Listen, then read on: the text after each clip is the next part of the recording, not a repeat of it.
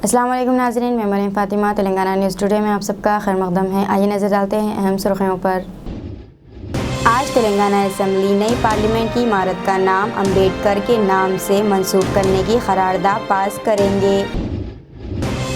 BJP पर चोर दरवाजे से हुकूमत करने का इल्ज़ाम। वज़ीर आला के चंद्रशेखर राव ने कहा है कि वो 2024 इंतखाबात में मुंह के बल गिरेगी। ज्ञानवापी मस्जिद से मुताल्लिक़ वाराणसी ज़िला अदालत का फैसला। पार्लियामेंट के मंजूर शुदा कानून की खिलाफ वर्जी। यूनाइटेड मुस्लिम फोरम का बयान।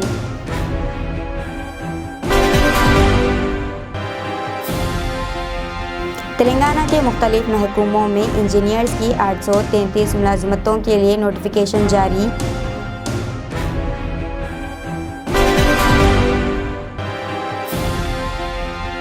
तेलंगाना में 25 सितंबर से ही तालीमी इदारों को दशहरे की तातीलात का ऐलान।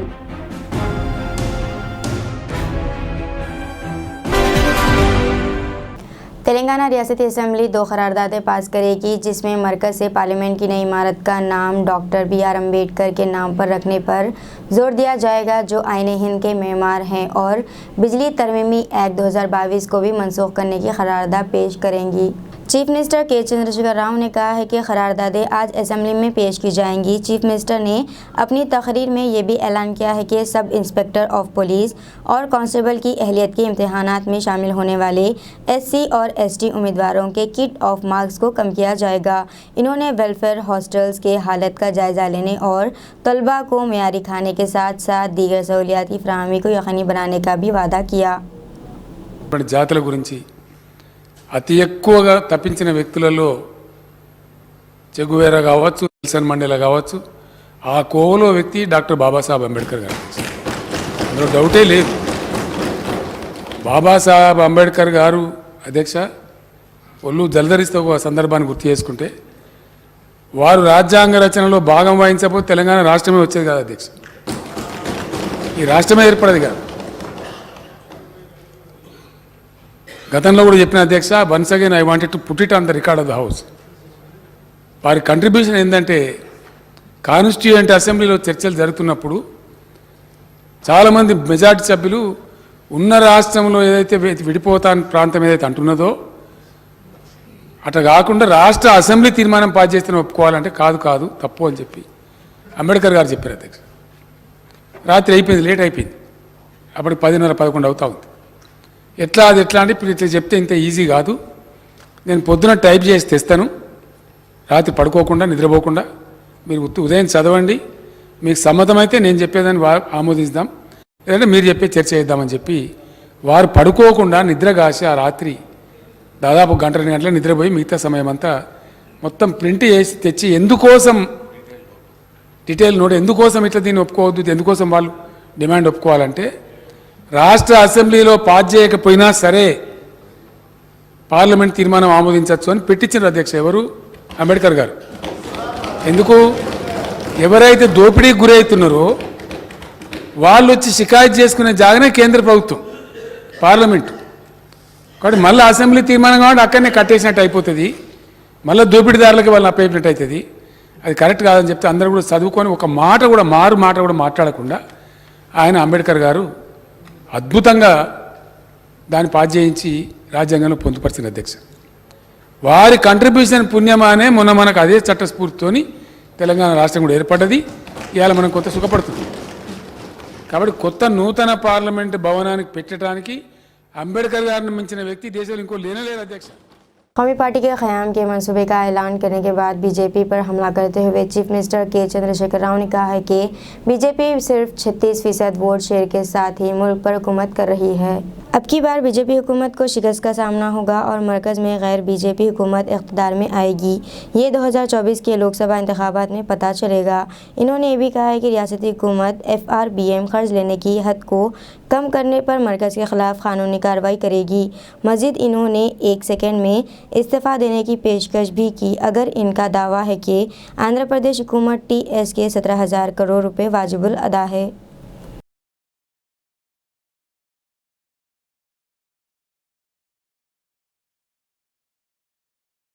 यूनाइटेड मुस्लिम फोरम ने वाराणसी जिले अदालत की जानिब से ज्ञानवापी मस्जिद के अहाते में मूर्तियों की रोज़ाना पूजा से मुताल्लिक़ हिंदू फरीक़ों की दरख्वास्त को कबूल करने के फ़ैसले को मुल्क की पार्लियामेंट के बनाए गए कानून के ख़िलाफ़ करार दिया।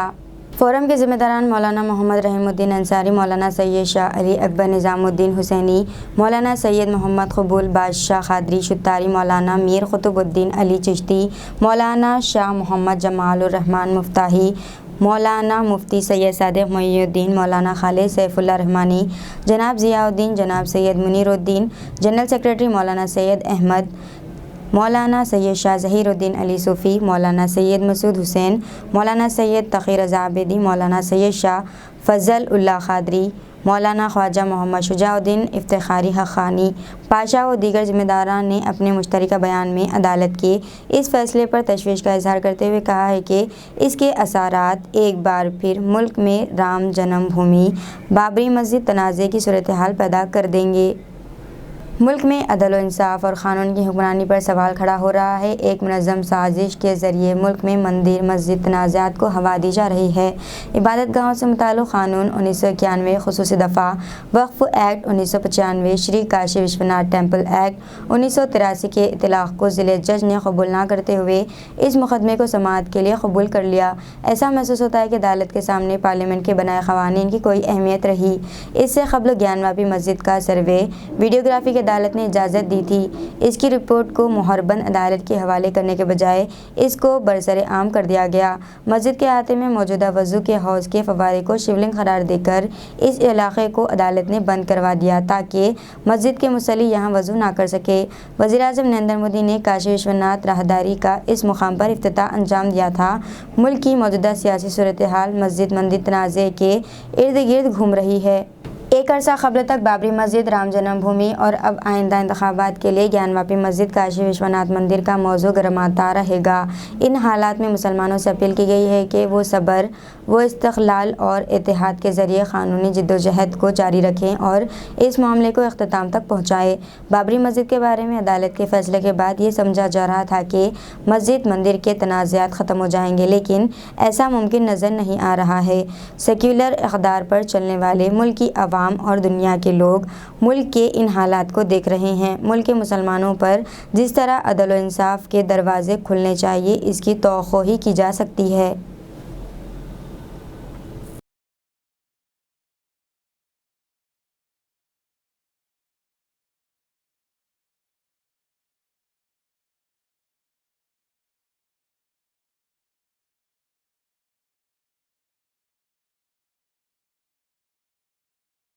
तेलंगाना पब्लिक सर्विसेज कमीशन ने मुख्तलिफ महकमों में इंजीनियरिंग की 833 मुलाजिमतों पर तक़र्रुरात के लिए नोटिफिकेशन जारी कर दिया है।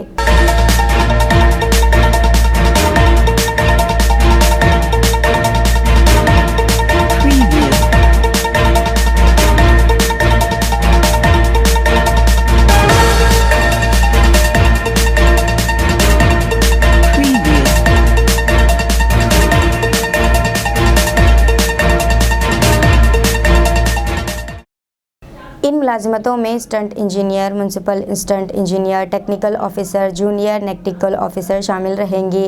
मुलाजिमतों पर तक़र्रुरात के लिए 29 सितंबर से 21 अक्टूबर तक ऑनलाइन दरख्वास्तें कबूल की जाएंगी। तेलंगाना हुकूमत ने 5 अक्टूबर को दशहरे त्यौहार के पेश नज़र तालीमी इदारों को दशहरे के तातीलात का ऐलान किया है।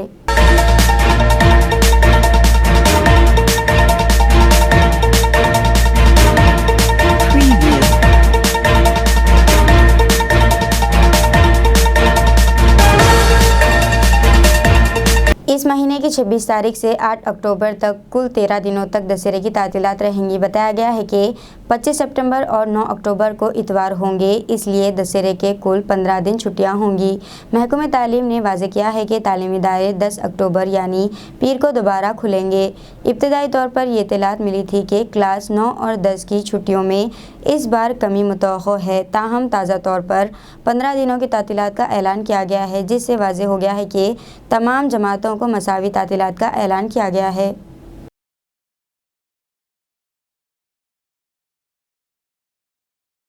तेलंगाना कानून साज असेंबली ने आज मुतफ़िक़ा तौर पर 2 करारदादें मंजूर की, जिनमें मरकज़ से नई दिल्ली में पार्लियामेंट की नई इमारत का नाम डॉक्टर BR अम्बेडकर के नाम पर रखने की अपील की गई और मरकज़ी हुकूमत के तजवीज़ करदा नए बिजली तरमीमी बिल 2022 की मुखालिफत की गई।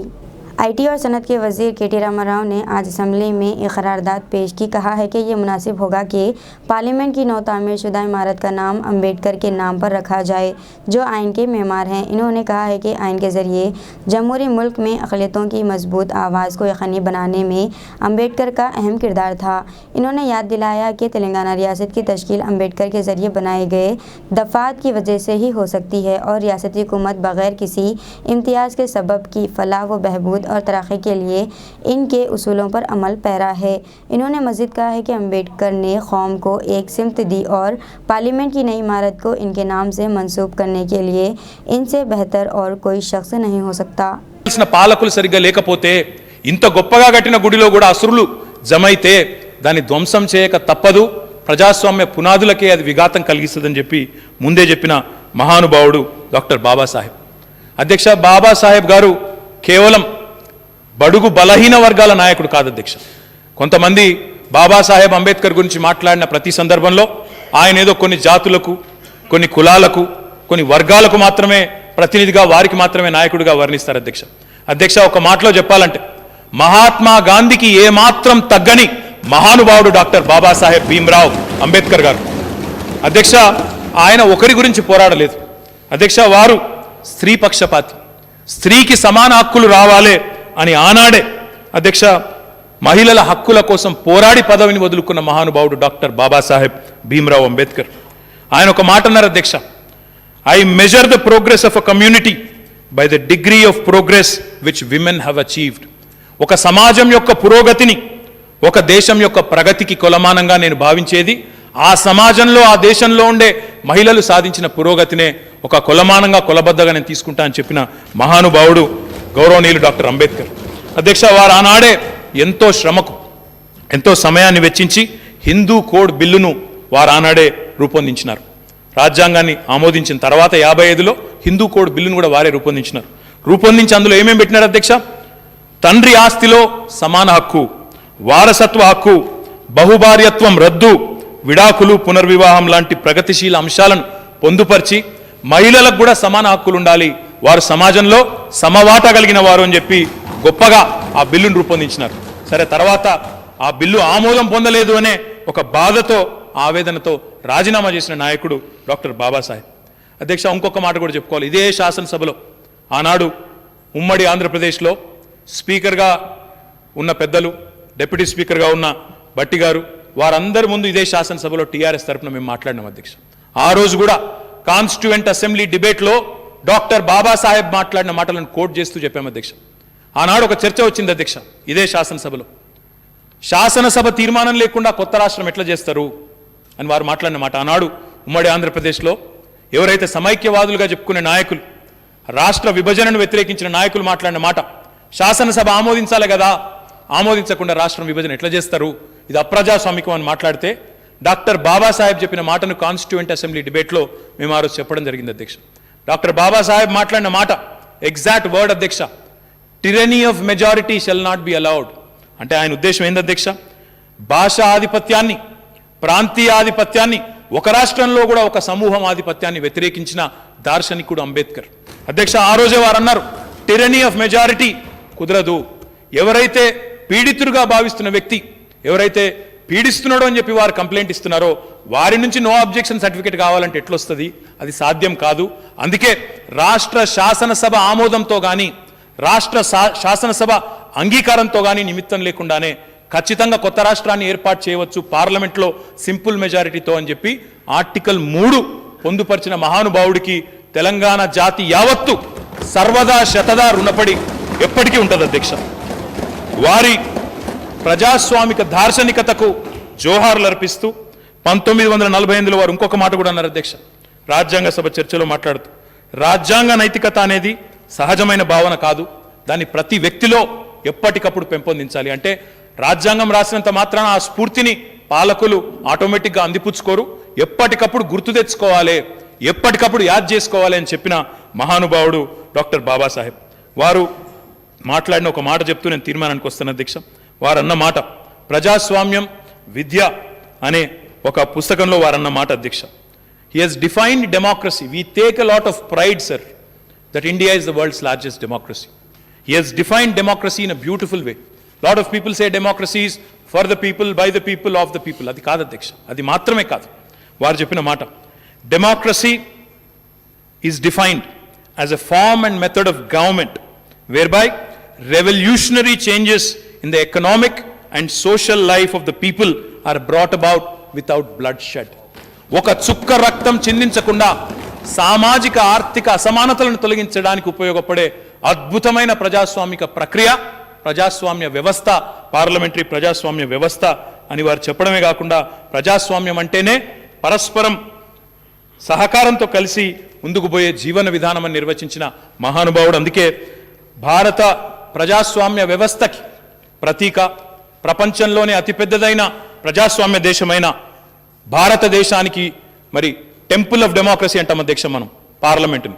ఆ పార్లమెంటుకి పేరు పెట్టడానికి అందుకే ఇంతకు మించిన గొప్ప వ్యక్తి, ఇంతకు మించిన మహానుభావుడు ఎవరు లేరు. కాబట్టి తమరి అనుమతితో ఈ ప్రభుత్వ తీర్మానాన్ని నేను ప్రవేశపెడతా ఉన్నాను అధ్యక్ష. భారతదేశ ప్రజాస్వామ్య అత్యున్నత రూపం పార్లమెంట్.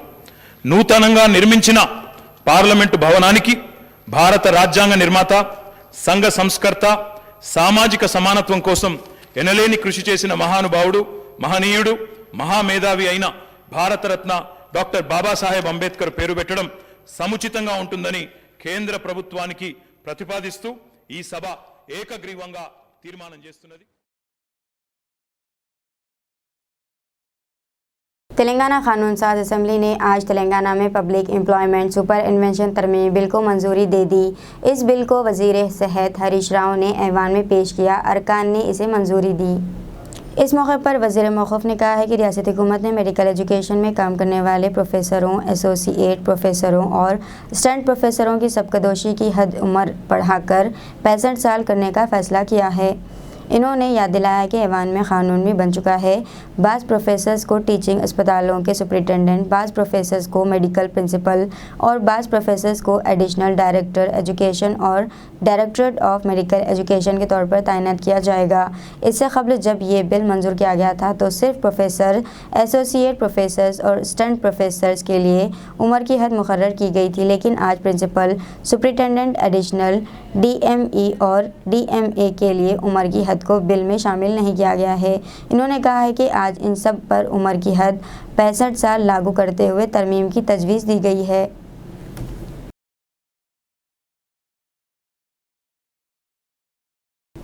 संगारेड्डी में तेलंगाना राष्ट्र समिति के कायदीन और लीडर्स ने चिंता प्रभाकर की बतौर chairman Telangana state handloom development corporation industry and commerce तकर्रुर को मेहनत और वफादारी का एजाज़ और इनाम करार दिया।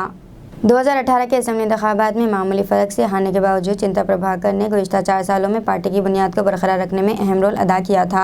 संगारेड्डी म्यूनसिपल चेयरपर्सन बोंगोला विजय लक्ष्मी ने कहा है कि प्रभाकर ने पार्टी की बुनियाद को मजबूत किया है।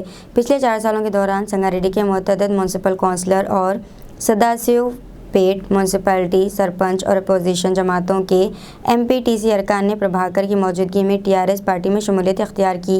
इनके काम के एजाज़ में TRS सुप्रीमो और चीफ मिनिस्टर के चंद्रशेखर राव ने हाल ही में इन्हें पार्टी ज़िले सदर के तौर पर नामज़द किया था।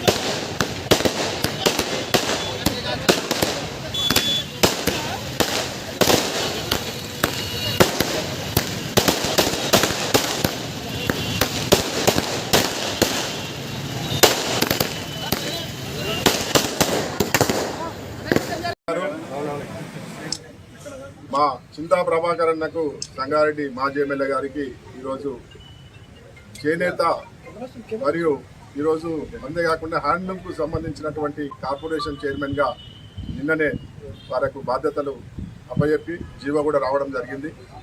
దాన్ని ముఖ్యంగా కేసీఆర్ గారికి ఈ విధంగా నేను శుభాకాంక్షలు తెలుపుతా ఉన్నాను. అంతేకాకుండా కేటీఆర్ గారికి, మంత్రి హరీష్ రావు గారికి, ఇద్దరికి కూడా నేను శుభాకాంక్షలు తెలుపుతా ఉన్నాను. ఎందుకంటే ఈరోజు పదవి ఉన్నా లేకున్నా ఈ యొక్క కాన్స్టిట్యున్సీలో ప్రతి పనిలో నేనున్నానంటూ ప్రతి ఒక్కరి ఇళ్ల వద్ద కూడా పని తీసుకొచ్చిన వ్యక్తిగా తను మెదుర్కొంటున్న కాన్స్టిట్యున్సీలో కాబట్టి ఆ గొప్పతనం ఈరోజు వారు చేసినటువంటి కష్టం ఈరోజు ఫలించి ఈరోజు కార్పొరేషన్ చైర్మన్గా వారికి ఈరోజు గుర్తించి ఈరోజు ముఖ్యమంత్రి గారు వారికి ఈ యొక్క పోస్టు ఇవ్వడం జరిగింది. ముఖ్యంగా నేను అందరికీ కూడా మా కార్యకర్తల తరఫున ఇక్కడ ఉన్నటువంటి కాన్స్టిట్యున్సీ ప్రజలందరి తరఫున కూడా నేను ముఖ్యమంత్రి గారికి, మంత్రి హరీష్ రావు గారికి, కేటీఆర్ గారికి నేను ధన్యవాదాలు చెప్తా ఉన్నాను. ఈ యొక్క కార్యక్రమంలో అందరూ కూడా మా చైర్మన్ గారి అధ్యక్షతన ఈ యొక్క అందరూ కౌన్సిలర్లు, మా వెంకటేశ్వర పట్టణ అధ్యక్షులు గారు, నర్సింహులు సెక్రటరీ గారు, మా రషీద్ గారు, ఇక్కడ ఇచ్చేసినటువంటి మన అన్న మాజీ సిడిసి చైర్మన్ గారు అందరికీ కూడా నేను ధన్యవాదాలు చెప్తాను. మన గౌరవ ముఖ్యమంత్రి గారు ఇవ్వడం ఏం చేస్తే బయట ఇంపార్టెంట్ పంచుకోవడం సంగారెడ్డి పట్టణంలో పూర్తి స్థాయి సంతోషం వ్యక్తం చేస్తున్నాను మా సంగారెడ్డి పట్టణం.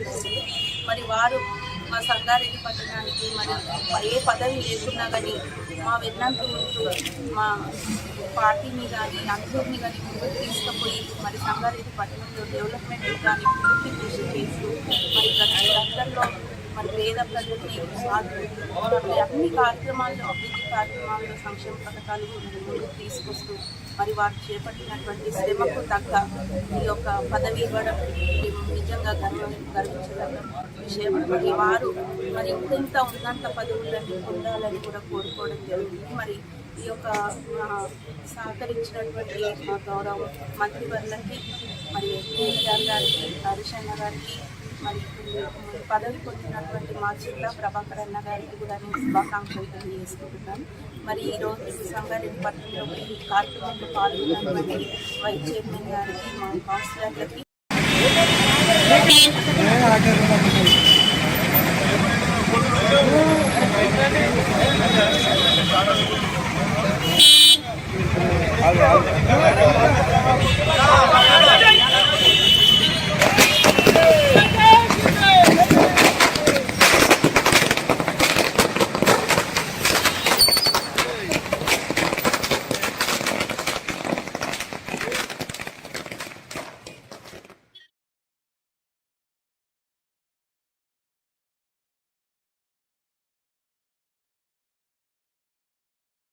एक हैदराबादी नौजवान नई नौकरी ज्वाइन करने से चंद घंटे कबल ही सऊदी अरब में फौत हो गया। तफसीलात के मुताबिक मोहम्मद मुजाहिद अली नामी 37 साला नौजवान काफ़ी अरसे से मुलाजिमत तलाश कर रहा था। नौजवान का ताल्लुक शहर हैदराबाद के इलाके टोली चौकी के करीब हकीम पेट से था। पड़ोसियों ने बताया है कि मोहम्मद मुजाहिद अली को दारुल-हुकूमत रियाज के ज़िले मारफो में अपनी रिहाइशगाह में सीढ़ियों पर मुर्दा पाया गया। वो इतवार से एक नई फॉर्म ज्वाइन करने वाले थे। वज़ीर-ए-आज़म नरेंद्र मोदी ने सिकंदराबाद के एक शोरूम में भयानक आग लगने के वाक़े में 7 अफराद की मौत और दीगर 6 ज़ख्मी होने के वाक़े पर अपने गहरे गम का इजहार किया।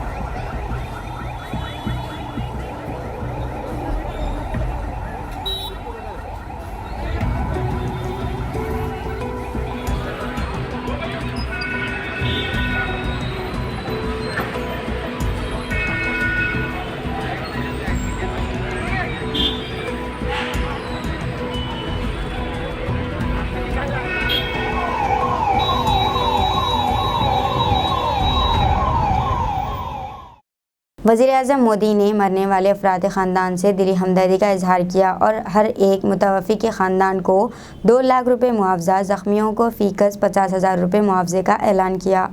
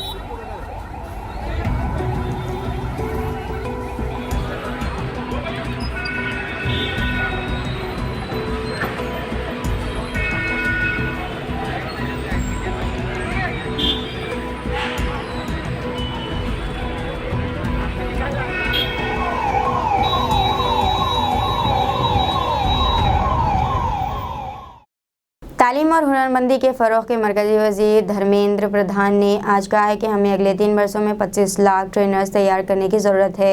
इन्होंने मज़ीद कहा है कि MSDE के तहत तरबियती इदारे मौसर ट्रेनर्स तैयार करने की हमारी कोशिशों में अहमियत के हामिल होंगे, जो आइंदा नस्ल की अफरादी क़ुव्वत को तैयार करने में अहम किरदार अदा करेंगे। मिस्टर प्रधान ने कहा है कि वज़ीर-ए-आज़म नरेंद्र मोदी ने हिंदुस्तान को हुनरमंदी का मरकज़ बनाने का तसव्वुर पेश किया है। इन्होंने हमारी हुनरमंदी के माहौलियाती निज़ाम की असर नौ तरीक़े से शुबा बेहतर बनाने और हिंदुस्तान को दुनिया की हुनरमंदी की राजधानी बनाने की सिमत में एक नया नज़रिया पेश करने के लिए वसी तर इख्तिराआत, इदाराजाती इस्लाहात, नए ख़यालात, बैनुल-अक़वामी ताउन और टेक्नोलॉजी को मुस्तहकम करने पर जोर दिया। मरकज़ी वज़ीर हुनरमंदी के फ़रोग़ के लिए तरबियती इदारों की शुबा बेहतर बनाने से मुतल्लिक़ गौर व फ़िक्र के इजलास में शिरकत की। MSDA की वज़ारत के वज़ीर मुमलिकत राजू चंद्रशेखर, MSDA में सेक्रेटरी मिस्टर राजेश अग्रवाल, सलाहियत साज़ी कमीशन DGT, NSIT, NISBUD और हुनरमंदी की वज़ारत के दीगर सीनियर अफसरान के साथ इस मौके पर मौजूद थे। शिरकत से ख़िताब करते हुए मिस्टर प्रधान ने कहा है कि टेक्नोलॉजी हमारी दुनिया को तेज़ी से बदल रही है। तालीम से लेकर सेहत तक, ज़राअत से लेकर मालियात तक, हर शोबे में टेक्नोलॉजी की वजह से गैर मामूली तरक्की देखने को मिल रही है। इन्होंने मज़ीद कहा है कि इससे नए मौक़े और नई हुनरमंदी की ज़रूरत पैदा हो रही है। वज़ीर मौसूफ़ ने इस बात पर जोर दिया है कि 21वीं सदी के लिए एक मुतहर्रिक अफरादी क़ुव्वत तैयार करने के लिए ट्रेनर्स की सलाहियतों को बढ़ाना बहुत ज़रूरी है। इन्होंने मज़ीद कहा है कि तरबियती इदारों को एक जामा और मुस्तक़बिल की हिकमत अमली के साथ नए सिरे से अपनी शुबे बेहतर बनाने चाहिए ताकि हुनरमंदी के माहौलियाती निज़ाम को मजबूत किया जा सके। मैं खुद को बड़ा सौभाग्यशाली मानता हूँ, बड़ा गौरवान्वित महसूस कर रहा हूँ। हमारी मनुष्य सभ्यता की एक अत्यंत महत्वपूर्ण स्थान पे मैं आज आया हूँ। बड़नगर गांव सभ्यता में 2500 साल की प्रमाण के साथ है। इसके बारे में वैज्ञानिक प्रमाण, उसकी इतिहास, इसकी संस्कृति, इसकी परंपरा हजारों साल से यहाँ विद्यमान है। आज मैं यहाँ आया था, यहाँ का नवोदय विद्यालय की एक मल्टीपर्पज़ हॉल का लोकार्पण के अवसर है। यहाँ की नागरिकों की प्रयास से, यहाँ की अभिभावकों की प्रयास से और भारत सरकार की ये स्कूल 4 करोड़ रुपया खर्चा करके इस मल्टीपर्पज़ हॉल को बनाया गया है। इस स्कूल की रिजल्ट अच्छी हो रही है, यहाँ की विद्यार्थियों की गुणवत्ता का ये प्रमाण है। इस मल्टीपर्पज़ हॉल इनकी व्यक्तित्व विकास में, उनकी बौद्धिक विकास में एक बहुत बड़ी मददगार होगा। आज हम सभी ने मिलकर इसकी मंशा जताई, इससे अपेक्षा रखे और मेरा पूरा विश्वास है विद्यालय इसको आगे बढ़ाएगा। देश की लोकप्रिय जननेता माननीय नरेंद्र मोदी जी की ये जन्मभूमि है। उनकी बचपन की 15 साल यहीं बीता है। वो मिट्टी में क्या संस्कार है, जो मिट्टी के बारे में हमने कहा कि 2500 साल की ये सभ्यता है। शायद दुनिया की जो कुछ लिविंग सिटी, जीवंत शहर होते हैं, उसमें से ये एक है। उसके आर्कियोलॉजिकल प्रमाण, जिसमें अनेक फिलोसॉफिकल थॉट प्रोसेस की, अनेक चिंताओं की, हिंदुत्व हो, बुद्धिज्म हो या जैनिज्म हो, सभी की समन्वय इस बड़नगर में देखने को मिलता है। उसी संस्कार से माननीय नरेंद्र मोदी जी को भी अंश मिला है। आने वाले दिनों में इस शहर की विकास गुजरात शासन बहुत व्यवस्थित कर रहा है। इसको आने वाले दिनों में नई पीढ़ी को प्रेरणा देने के लिए इस संस्कार भूमि को कैसे और बढ़ाया जाए, उसकी थोड़ा मैं अनुभव लेने के लिए आया हूँ। और आने वाले दिनों में भारत सरकार प्रयास करेगी हमारी देश की नहीं, दुनिया की नई पीढ़ी यहाँ आए, यहाँ नरेंद्र मोदी बने कैसे, छोटा बालक से एक महानायक कैसे बने, क्या वो प्रक्रिया रही, क्या वो संस्कार रही, क्या माहौल रहा। बचपन जैसे होता है व्यक्ति ऐसे ही आगे बढ़ता है। वो बचपन को ढूंढने के लिए, समझने के लिए, उस संस्कार को अनुभव करने के लिए नई पीढ़ी दुनिया की यहाँ आए, उस प्रकार की कल्पना यहाँ की जाएगी। एक नेतृत्व की, संवेदनशीलता की, निर्णय कला की एक प्रयोगशाला प्रधानमंत्री